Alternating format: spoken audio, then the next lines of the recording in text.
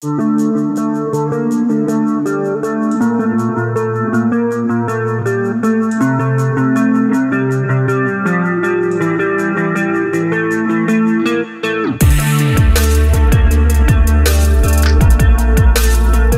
France, doula est un métier récent, dont la définition a seulement été ajoutée en 2011 dans le dictionnaire Hachette. Sans vocation à prodiguer des soins médicaux, les doulas soutiennent le travail des sages-femmes en accompagnant les futures mères et leurs entourages, pendant la grossesse, l'accouchement, mais aussi la période postnatale.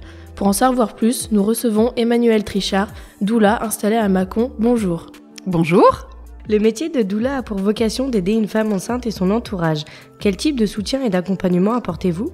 Alors moi, en tant que doula, j'accompagne les femmes et les familles de façon non médicale autour de la grossesse. Et j'offre un soutien émotionnel, physique, informatif. Et je les accompagne lors de projets de naissance, pour des parcours PMA, des adoptions, pendant la grossesse, et ensuite en postpartum.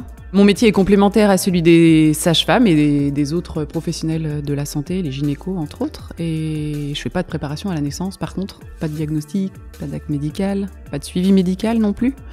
Mon objectif, c'est vraiment de créer un environnement rassurant et de soutien dans lequel je vais pouvoir prendre soin des femmes. J'aime bien parler du caregiver, c'est prendre soin, materner les mères en fait, les parents, et leur redonner confiance. Les doulas accompagnent les familles, en particulier les femmes, sur la période périnatale et néonatale. Quel est le profil des femmes auprès desquelles vous intervenez ? Alors moi, j'accompagne des femmes de tout horizon. Ça peut être des primipares ou des multipares. La plupart recherchent un soutien supplémentaire à celui des professionnels de santé. Il y en a qui peuvent avoir vécu des expériences difficiles lors de précédentes grossesses et qui souhaitent un accompagnement un petit peu plus personnalisé. Et puis j'accompagne aussi quand la vie n'est pas au rendez-vous. Donc ça, c'est le deuil périnatal. C'est les IVG, les ING, les IMG, les morts fœtales in utero. Qu'est-ce que ça veut dire primipare et multipare ? Primipare, donc c'est une femme qui va donner naissance pour la première fois. Et multipare, ça sera la 2e, 3e, 4e, 10e grossesse. Il n'existe pas de diplôme de doula reconnu par l'État, mais une formation de 133 heures est nécessaire pour exercer cette profession. En quoi consiste-t-elle ? Oui, il n'existe pas de diplôme reconnu par l'État, mais bon, pour ma part, c'était important d'avoir un statut professionnel et que ma pratique soit reconnue, qu'elle respecte la législation française. Et donc j'ai choisi de me former, d'adhérer à l'association des doulas de France, qui encadre cette profession. C'est elles, les doulas de France, qui demandent une formation de base de 133 heures, donc ça fait 19 jours en présentiel. Moi, j'ai signé leur charte éthique. Il existe plusieurs centres de formation. J'ai choisi celui de l'Institut des doulas de France, qui est de 27 jours, soit 216 heures, donc un petit peu plus que ce que demande l'association. C'est un nombre d'heures équivalent aux formations des métiers du service à la personne. Et voilà, donc je suis référencée dans l'annuaire des doulas de France. J'ai signé la charte déontologique qui garantit à mes clientes une pratique éthique et sécurisée de qualité, parce que c'est vrai, comme il n'y a pas de diplôme reconnu, c'était important, je pense, et pour moi et pour les personnes qui font appel à mes services. Et puis il y a aussi une partie de formation continue pour offrir un accompagnement de qualité, c'est remettre à jour ses connaissances et puis développer ses compétences en continu en fait.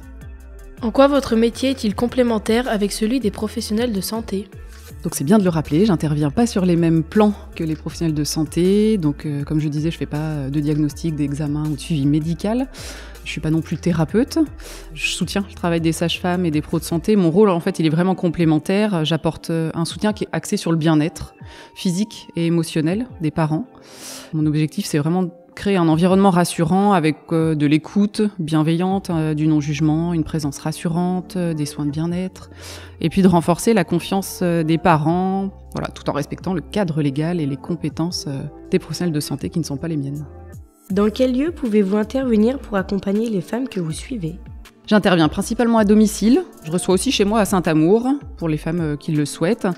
Et puis aussi dans un lieu dans lequel elles peuvent se sentir bien. On peut se voir dans un café ou dans un parc s'il fait beau. En tout cas, je m'adapte à leurs besoins. Donc je me déplace environ 30 minutes autour de chez moi. Ça peut être Cluny, Belleville, Mâcon, Tournu, Mordia, Bourg-en-Bresse. Voilà pour l'instant, mais je rêve d'un lieu dédié pour l'accompagnement des femmes, un lieu qui regrouperait différents professionnels, les pros de santé, les pros de médecine douce, alternative, pour un accompagnement global. Mais pour l'instant, je me déplace à domicile. Comment accompagnez-vous les femmes durant le mois d'or, c'est-à-dire les 30 à 40 jours qui suivent la naissance de leur enfant ? Alors le mois d'or, ça c'est ma petite spécialité dans l'accompagnement du postnatal. J'ai souhaité me former, en plus de ma formation doula, parce qu'on sait qu'en France, il y a environ entre 10 et 20% de dépression postpartum, donc c'est une période qui est de grande vulnérabilité pour les femmes. J'ai constaté un vrai manque de soutien et un besoin d'être accompagnée. La grossesse est très médicalisée, mais une fois que l'enfant est là, en fait, il n'y a plus grand monde derrière. Moi, ce que je propose, c'est plutôt des forfaits avec des visites. C'est un accompagnement sur mesure. Les visites durent 3 heures. Ça peut être 1 à 2 fois par semaine. Ça commence par un temps d'échange pour déposer tout ce qui est émotionnel et puis écouter les besoins des parents, de la femme. Ces besoins qui passent souvent après tout le reste à ce moment-là. Rassurer les parents, expliquer, soulager. Et puis, il y a aussi un côté soutien corporel, donc avec le serrage du bassin, des massages, des postures de yoga pour détendre et soulager certains maux. Il y a aussi un côté service à la personne, du soutien logistique, donc c'est du petit ménage, changer les draps, étendre une lessive. Et puis la cuisine aussi, que j'aime beaucoup faire, la cuisine postpartum, pour bien récupérer physiquement et psychiquement. Donc préparer des petits plats adaptés à la récupération maternelle. Et puis il y a aussi le soutien avec bébé, donc c'est changer un bébé, lui donner le bain, l'emmener en promenade pendant que maman fait une petite sieste ou se prend un bain aussi, un moment pour elle, pour récupérer. Voilà, c'est un peu tout ça. En fait, c'est soulager la mère pour qu'elle puisse avoir un peu plus de temps pour elle et pour créer du lien avec son bébé. Vous êtes professionnel de l'accompagnement au sommeil de l'enfant de 0 à 7 ans. Comment procédez-vous ?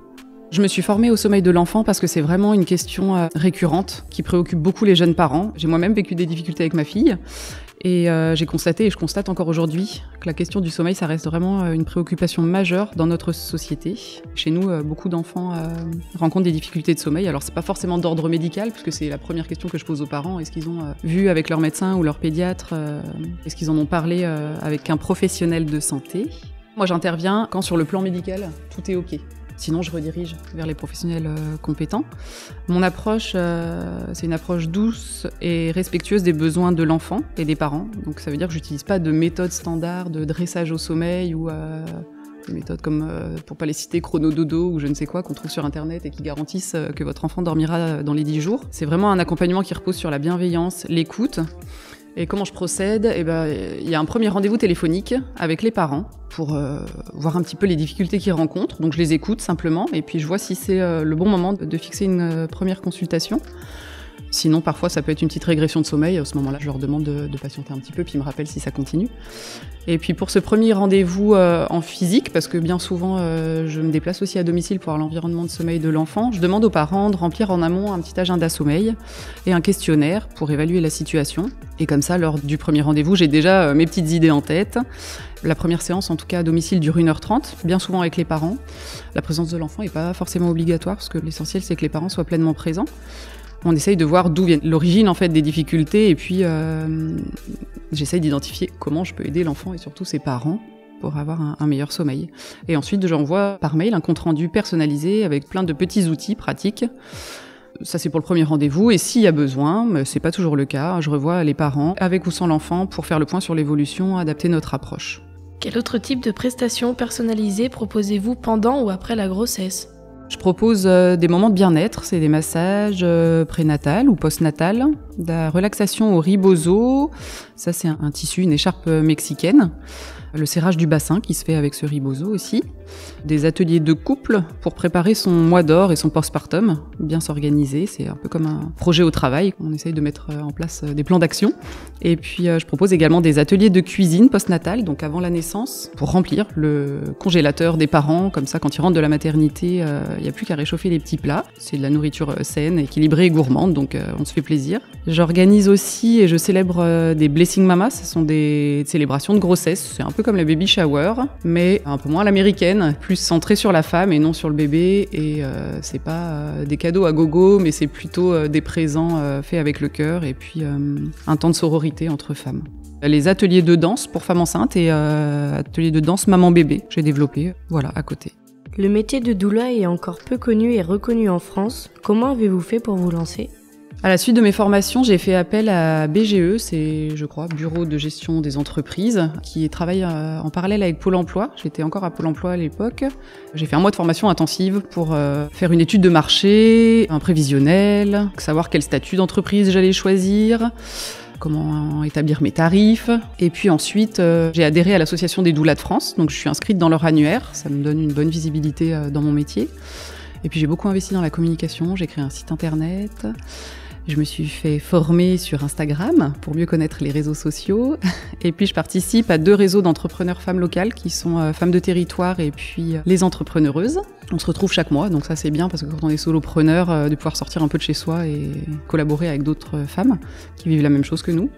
Je participe aussi à des événements. J'ai fait le Salon des familles en folie qui a eu lieu au Spot à Mâcon là il y a un mois. Puis à côté de ça, j'organise les ateliers collectifs là comme je disais sur l'atelier de femmes enceintes ou de mamans bébés dans certains centres comme Edenwood ou le centre de santé bien-être à Saint-Laurent-sur-Saône. Voilà, pour me faire connaître aussi.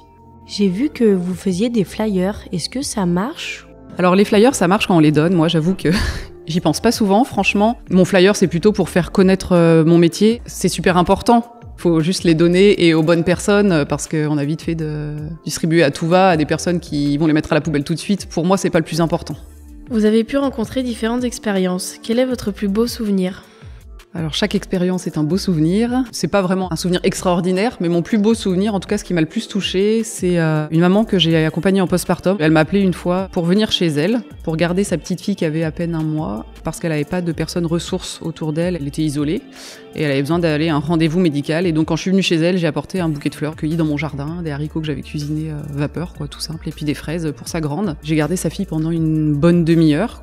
Voilà, j'ai fait ça, juste simplement ça, et cette maman m'a remerciée. J'ai reçu un message le soir qui m'a beaucoup touchée, en me disant Manu, on n'a jamais fait ça pour moi, tu te rends pas compte à quel point c'est important. Ce petit message que j'ai reçu, c'est vraiment resté gravé dans ma mémoire, et je me suis dit là, je me trompe pas, je suis bien dans mon métier de doula, c'est là que je veux être, et puis c'est ce qui m'anime quoi maintenant.